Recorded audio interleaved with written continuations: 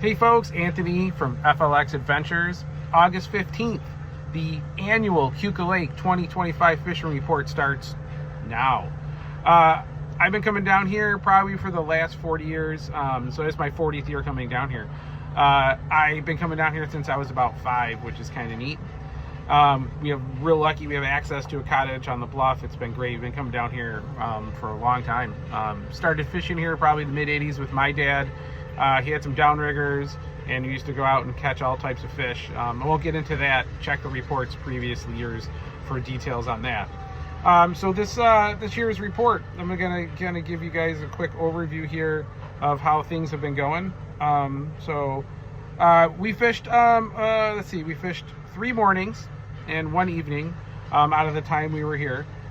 We fished with my mom and dad on the evening. We fished with a friend of ours, daughter Echo, who joined us one morning, and then I actually met up with bow hunter Scott on Monday to fish the Hammondsport Basin to try and chasing some rainbows. Let's see. So if you read last year's post, right, you can summarize like the fish were really emaciated. There was a big rainstorm. The lake was green. Marked just a little bit of bait. Remember, it was a warm winter. This winter, for whatever reason, you know, it was a good, solid, normal winter. And I don't know if that means anything, but we marked a lot of bait. 2 years ago, we also marked a lot of bait. I don't know if it has anything to do with it or not, just an observation. So yeah, we marked a lot of bait all over the place. Let's start with the bluff. So one of the things I noticed right away is in like 50 foot of water where the thermocline was, right? The thermocline was right at 50 feet. And it was 65 degrees, like it was 78 on top, got down to 65, and it was 65 in a block all the way to 50 degrees, and the thermocline was tight. As soon as you went underneath that, it got 50 degrees, even like in the low 40s, high 40s really quick. But if you fished that 50 foot of water mark, you saw a lot of bait on the bottom. The bait was all over the thermocline. So I wouldn't have known that unless I kind of went in. I did a solo trip on one of those days and wanted to fish in like the shallower water, and I had a bunch of planers in tight looking for maybe a bass or a pike or maybe even a walleye or something. And I noticed that there was a lot of bait on the floor. So I ran what I call an SWR rig. It's a 3-color. I put it on the downrigger, set it at 35 feet, so it's sitting right around 50, and it just picked Lakers off. It was great. I picked that off while I was trying to fish for other fish that I just didn't get. Really good, interesting. So like marked bait there, marked bait in the middle of the lake, lots of patches of it. Thursday night when I went fishing with my mom and dad, we marked our biggest pod to date. That was pretty impressive, actually. I'll post a picture of that. That was in 70 foot of water. I'm guessing most of it's perch fry, at least because it was just kind of up so high in the warmer water column. But it was a big bloom. It was kind of neat. Monday, going backwards in time, I left the dock at 5 a.m., picked up Scott, bow hunter, on the board on Lake Ontario. Picked him up at 5:30, and we had an action-packed day in the Hammondsport Basin. We only fished 3 hours. We boated 24 fish. That's like 1 fish every 9 minutes. And it actually slowed down the farther north we went. So we just really stood on the west side, right by the docks, up to Smug Harbor and back. Every time we went, just kind of hung out there. The rods were just snapping. We didn't get any rainbows this year, kind of a bummer. I didn't see any other captains get rainbows this week either. I don't know if it has to do with the water being so warm on the top or whatnot, but maybe they moved to a different part of the lake, but they definitely I haven't seen anyone catch one, nor have I seen any rainbows caught there this week. Previous weeks I saw a bunch, so maybe it's just poor timing on my part. So first hour, we had a hard time getting to get 3 rods in the water. Every rod we put in the water just fired every time we were setting. Once we got a little bit north and it quiet down, we got all our rods set, and we kind of came back in again. It was just kind of mayhem. What worked for us was riggers at 50, divers at 135. Scott brought his 9-color, worked awesome, caught lots of fish, had a little special lure on there. It was a kind of plug. I can't really talk more about that secret, but it caught a lot of fish. And then the 220 and the 250 copper just caught tons of fish. So it was just pretty, you know, it was probably a 7-rod spread, and it was pretty constant all day. It was pretty fun. So we caught those fish on that Monday. We fished again. We took off on Tuesday. We fished Wednesday and Thursday night. I think in total we probably boated over 80 fish. I mean, it was pretty busy. The fish quality, very small, you know, your typical laker, but they were all, none of them were emaciated. None of them were super skinny and gross and looked like they haven't eaten. They were all pretty full. We actually got a nice 4.5 pounder that I thought was a rainbow at first, right at the bluff. It was super healthy. Must be eating all that bait fish. All right, so what lures have been working for us? I mean, with the warmer water and kind of midsummer, everything's kind of greened up by now.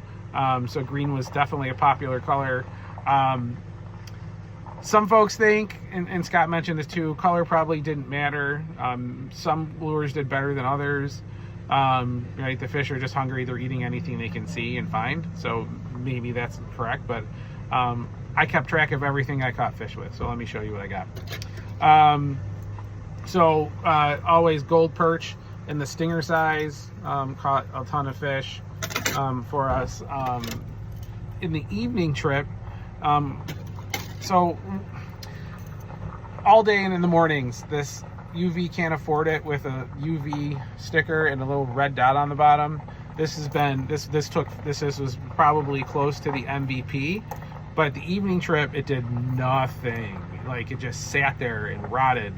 And as soon as the sun went behind the mountain, behind like the, you know, the hills and whatnot, I switched out to a UV can't afford it with, well, this is like the green dolphin, right? So this is a blue with a glow tape, and this started firing. So kind of interesting, the differences between like morning and evening, right? A little bit of glow went a long way. So evening glow is good. This stayed on, again, same thing. This was great up until about 9 o'clock in the morning, and it shut off. Same thing, like on the Thursday night trip, it caught nothing and I took it off. What worked constantly for us, so the pink panties, this is not a scorpion size. This is just a little tad bigger than that, gold back. So pink panties was great. This is UV wild perch. This catches, if you don't have this on this lake, you're not, I mean, and you want to catch fish, I ran like 3 of these on Thursday night on different rods, and they all caught fish. Mornings, again, stinger size pink panties, caught fish. This walleye, this is a moonshine walleye. I forget what color this is, but this is similar to the wild perch UV glow. It's just purple. So that caught fish. This side, the smaller size Real Rage, two-face, really good, caught a lot of fish. On the diver, we ran, so I was over at Route 18 or 19. Is it 18 or 19? 18 and 19 intersect in Hilton, so just so you know. So Route 18, 19 tackle, I forget what it is, I think it's 19. I bought this on Thursday. It actually had a white back. The white back, I don't know what happened to it. I took it out of the tackle box and the white back was gone. But this is a glow. We glowed this up, put this on the diver, took tons of fish. This is great. I want to go back and talk to John and see if I can get this white put back on, because it was a really solid spoon. It was a great size. I do like the gold though, so maybe I keep this and just buy another one. Sticks. So I like to run stick baits all the time. I told you about that plug that Scott had that he brought with it that I can't show you guys, but I did throw this out on a 7 color. So again, I like running plugs. So this is interesting. This is like one of these, it's called like a Kaboom Shiner. Fish USA got a lot of these. Well, not a lot, not a lot, but a lot, right? It had a limited amount of these, and I bought a whole bunch of these. I think they were really nice size for Finger Lakes. These have a little skirt on them. I have a bunch with skirts, a bunch without, but the ones with skirt, for whatever reason, seem to catch a ton of fish on the 7 color, right? Because the 7 color was at 35. This maybe went down maybe another 5 or 10 feet. You know, I caught fish. All right, so that's my update. If you guys want to reach out, just, you know, you can catch me at FLX_adventures on YouTube or Instagram. You can catch me at A DeSalvo on Lake Ontario United. Thanks, guys. Have a good day.